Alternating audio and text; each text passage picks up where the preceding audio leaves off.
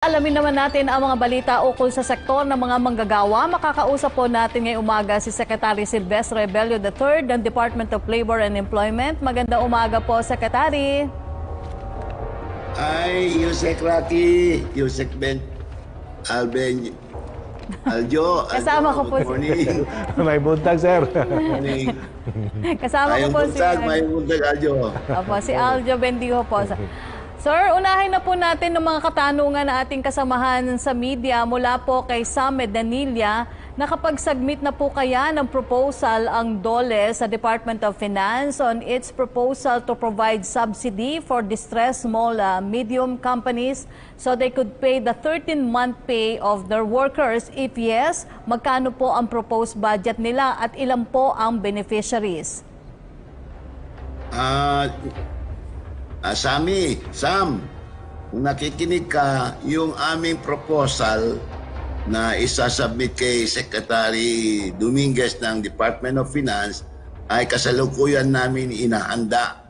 Kasi maliban ton sa proposal namin na magbigay ng subsidy ang ating gobyerno, merong alternative proposal kami, and that is to open yung linya ng mga bangko para makautang yung ating mga micro and small business enterprises. Opo. So dalawang option yan. Dalawa yan, oo.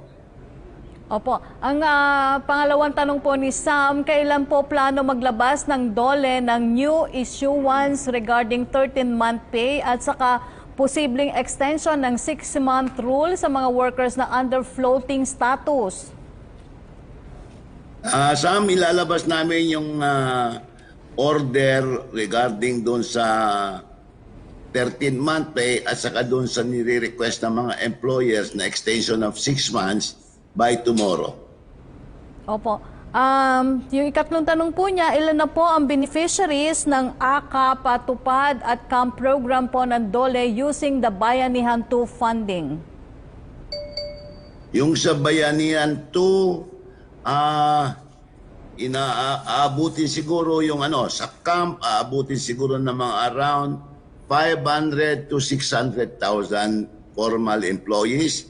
Yung AKAP siguro additional 200,000 the overseas workers, at saka doon sa mga informal workers ay siguro aabot tayo ng mga 1 million Opo. beneficiaries.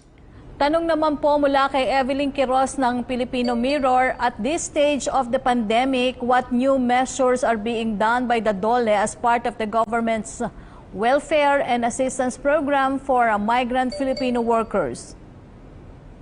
Ang number one namin programa para sa ating mga migrant workers is to look for a new market for employment purposes. Nag-o-open tayo ng mga bagong mga market where we can deploy our overseas workers. But the more important program for them is the livelihood program. Kasi dati individual livelihood yan. Ngayon, we have a new concept of a collective livelihood program. Mas malaki ang maibibigay na livelihood assistance sa ating mga OFWs kung mag-form sila ng either association o cooperative, basta ang malaga, magkakaroon ng collective livelihood assistance para sa ating mga OFWs, yung mga repatriated. Opo. Secretary, ano na daw po ang update natin sa bilang ng mga affected workers dahil sa COVID-19? May epekto na po ba ang muling pagbubukas ng mas maraming economic activities sa employment rate ngayong panahon ng pandemya? As of now, Rocky, we are talking of about 3.5 million workers that were displaced by our tinatawag nating pandemya.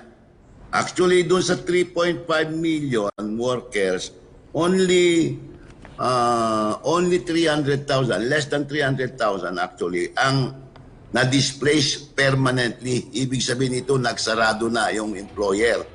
Pero doon sa 3.5 million, meron tayong 1.59 million na na-displace pero temporarily. In fact, dapat nung September 30, na-rehire na sila. Kaya lang yung tanong kanina ni Sammy, meron kasing request ang mga employers na magkaroon ng 6 months extension for the rehiring of those employees who were terminated temporarily. Secretary, tinitingnan po ninyo yung posibilidad na i-allow ang deferment ng 13-month pay. Kung sakali po, ano po ang magiging guidelines nito? Alin pong mga kumpanya lamang po ito na papayagan? Akin, hindi pwede yan, hindi pwedeng i-defer. Very specific yung provision ng 859, PD 859 provides that the employer should pay the employees 13-month pay on or before December 24.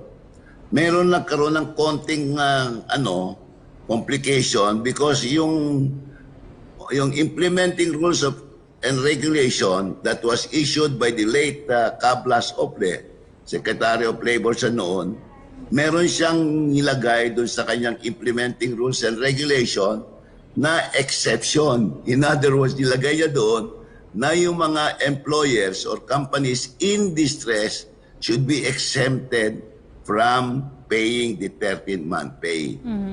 Ngayon, sa aming interpretation ngayon ay hindi dapat magkaroon ng exemption. That is why we are requiring all employers to pay their employees on or before December 24 yung 13-month pay. And having said that, nag-request kami kay Secretary Dominguez na kung maaari bigyan ng subsidy yung mga employers that are categorized as micro and small business enterprises. Kung mabigyan sila ng subsidy o kaya pagbigyan sila ng opportunity to make loans with our banks, lahat ng ating bangko.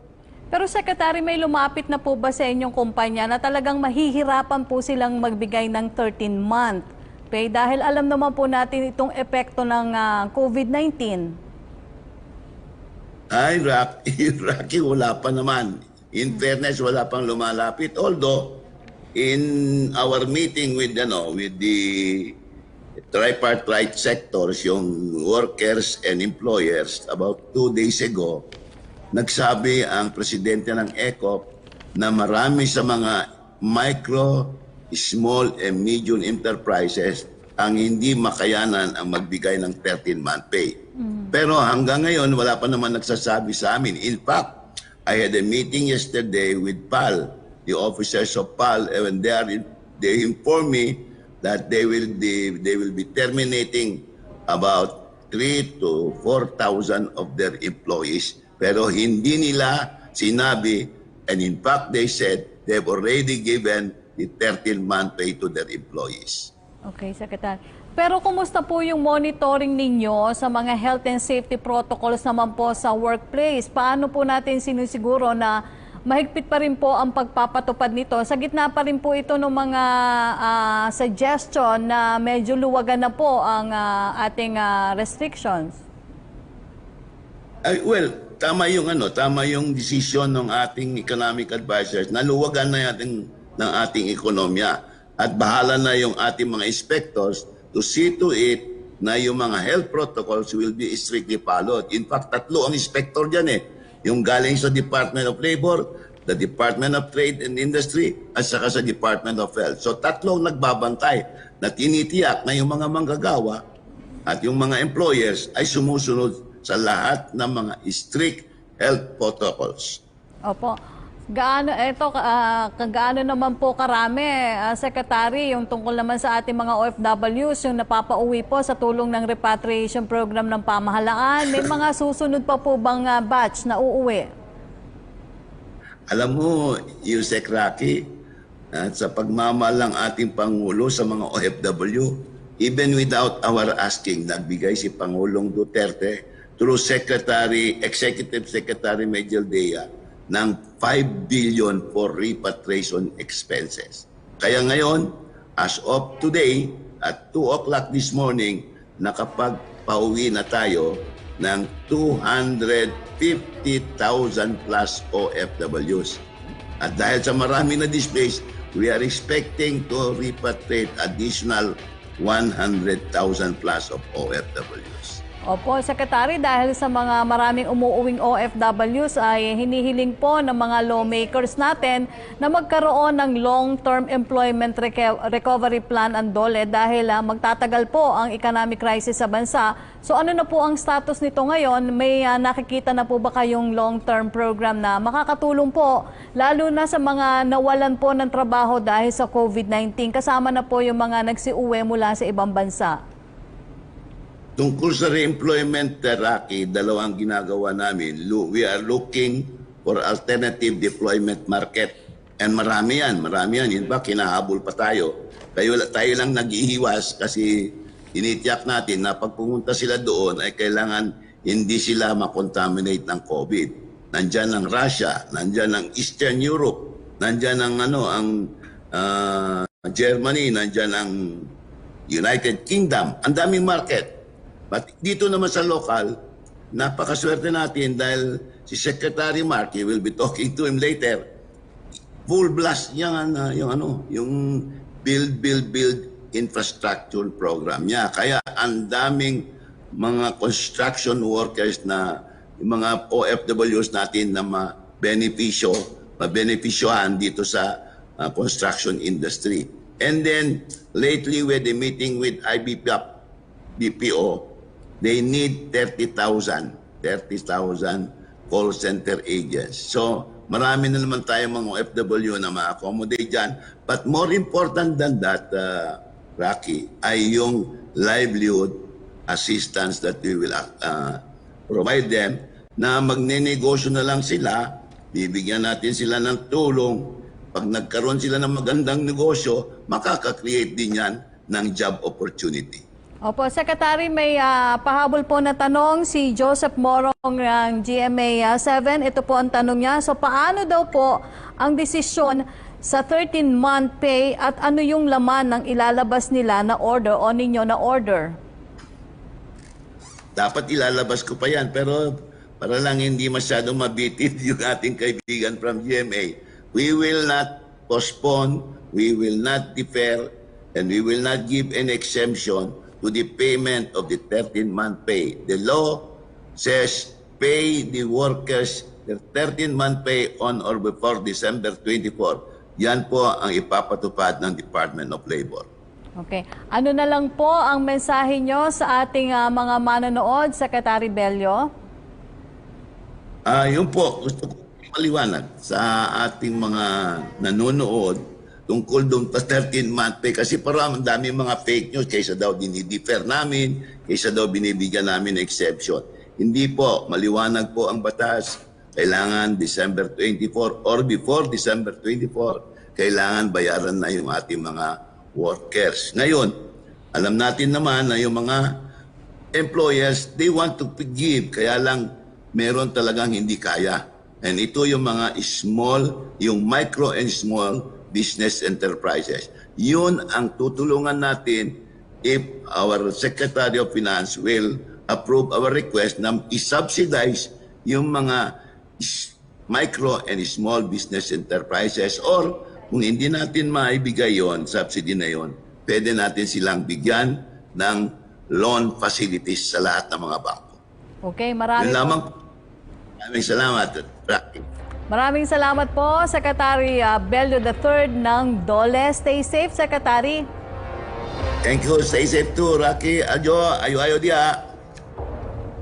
Amping pod, Secretary. Daghang salamat.